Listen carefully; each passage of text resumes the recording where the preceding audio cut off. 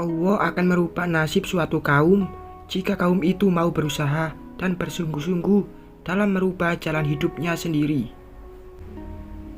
Pagi ini aku sudah bersiap untuk berangkat ke kota Solo. Habis subuh tadi aku sudah mandi, tak lupa menyiapkan segala keperluan yang akan kubawa nantinya. Sedikit pelembab dan bedak tipis kuoleskan pada wajah ini. Tak lupa goresan lipstik berwarna nude melengkapinya. Ini pengalaman pertamaku di dunia kerja. Paling tidak, aku harus melakukan yang terbaik. Tak akan ku kecewakan orang-orang yang tengah mempercayaiku selama ini. Mita, teriak ibu. Iya bu, bentar. Aku sedang bersiap nih, jawabku. Aku mematuk diri di depan cermin. Setelah kurasa tampilanku sudah pas, aku bergegas keluar. Ayo, buruan sarapan. Ada nasi goreng kesukaanmu nih, ajak ibu. Senyum manis tersungging di sudut bibirnya. Makasih bu, jawabku singkat. Tumben sekali ibu mau memasak nasi goreng kesukaanku. Padahal aku juga tak terlalu menyukainya. Aku makan tiap hari hanya karena itulah makanan yang ada. Biasanya ibu hanya akan memasak untuknya saja. Aku hanya mendapat sisa dari beliau. Buruan, makan yang banyak, Mit, pinta ibu. Iya bu, jawabku singkat. Aku bergegas menikmati sepiring nasi goreng buatan ibu ini. Meski hampir tiap hari aku memakannya, tapi rasanya tetap selalu enak dan pastinya mengenyangkan. Ibu ikut menemaniku sarapan pagi ini. Memang kami hanya tinggal berdua saja. Bapakku pergi merantau keluar pulau, yang pulangnya saja tak pasti. Bahkan terkadang kiriman bulanan juga terlupakan. Mit, ini buat bekalmu nanti. Dicukup-cukupin ya, pinta ibu padaku. Ia menyerahkan beberapa lembar uang berwarna merah. Ini buatku bu. Kok banyak banget bu? Mending sebagian ibu aja deh yang pegang, tolakku halus. Hush, kamu itu apaan sih Mit? Kamu ini kan bakalan merantau di tempat orang. Buat jaga-jaga aja. Kan kamu juga butuh makan tiap hari. Yang terpenting simpan uang ini baik-baik. Jangan sampai lengah, pinta ibu padaku.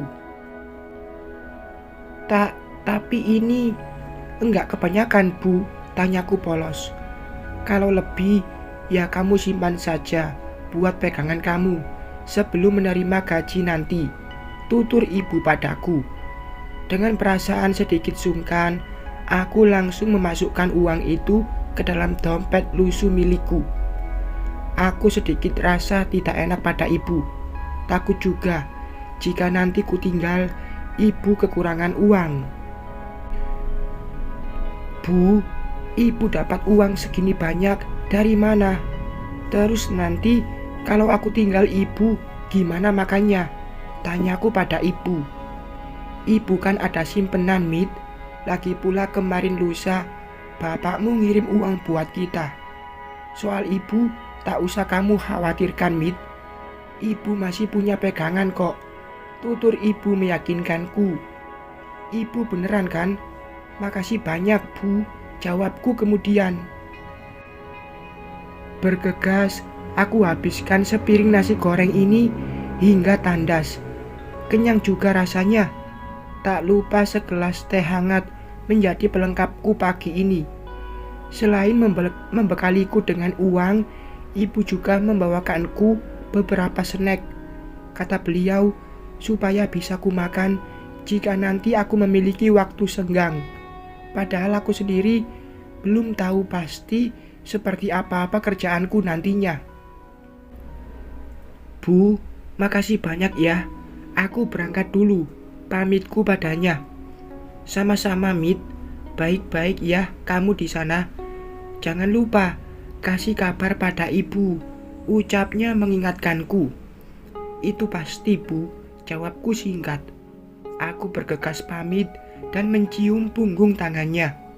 Bagaimanapun juga, beliau bersikap selama ini, tetap saja aku sangat butuh doa restunya. Ibu mengantarku hingga ke terminal. Dari sana aku harus naik bus hingga sampai terminal Tirtonadi Solo.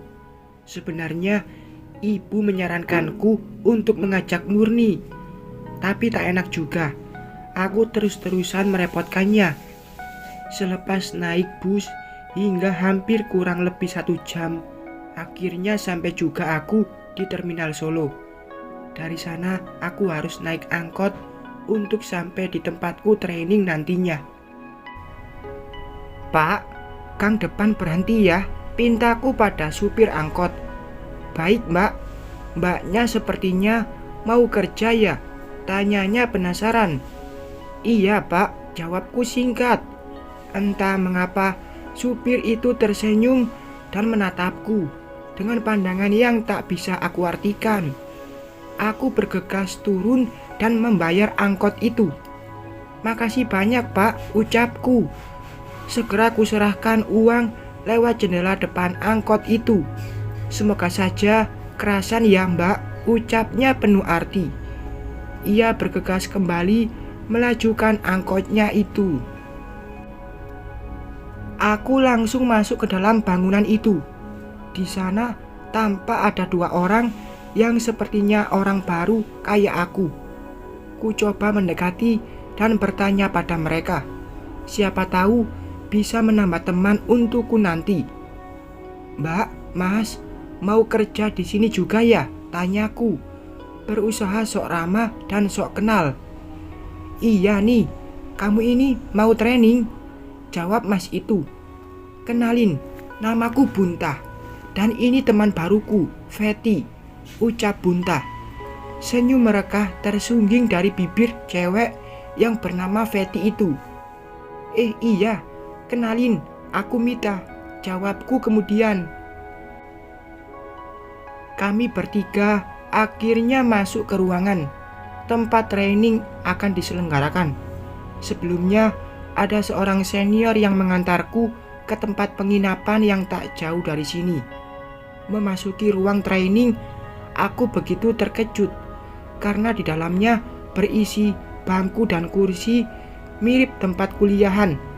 Hal itu membuatku diliputi tanda tanya besar tentang pekerjaan ini. Pekerjaan ini begitu menjadi misteri untukku. Apalagi aku dan yang lainnya harus tanda tangan kontrak dan menahan ijazah asli yang kami miliki. Jika keluar sebelum kontrak habis pun juga kena denda. Selamat pagi semuanya, ucap senior yang katanya trainer kami. Pagi, jawab kami serempak. Hari ini kita akan mempelajari struktur tulang belakang manusia ya. Buat yang baru, harap ngikutin saja ya. Jika belum jelas, nanti setelah sesi habis bisa bertanya, ucapnya panjang lebar. Ia menyerahkan buku yang katanya berisi modul yang akan kami pelajari nantinya. Seharian ini, kami mempelajari seluruh anggota tubuh manusia. Meski setengah hari, harus dipotong waktu istirahat juga. Aku tak menyangka jika mendapat makan siang juga. Ya, meski hanya nasi dan lauk seadanya. Tapi tak apalah, paling tidak bisa menghemat pengeluaranku nantinya. Hingga sore hari, barulah kami kembali ke penginapan. Di sana, hampir mirip kamar tidur santri dengan tempat tidur bertingkat. Karena semua penuh, terpaksa aku harus tidur di ranjang atas seorang diri. Kamu gak apa-apa kan ya, tidur di atas sendiri? Kami di bawahmu kok, ucap salah satu senior. Iya, gak apa-apa kok mbak, jawabku.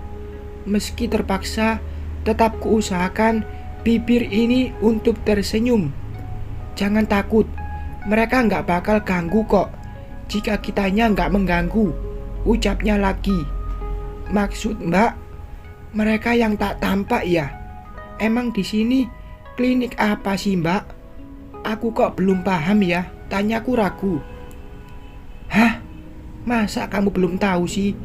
Ini tuh klinik terapi, kayak pijat dan spa gitu loh.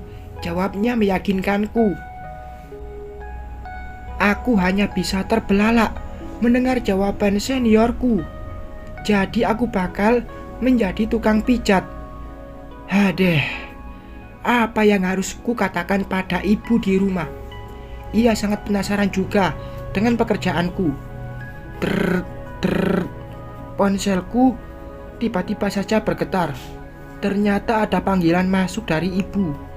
Ya Allah, apa yang harus aku katakan?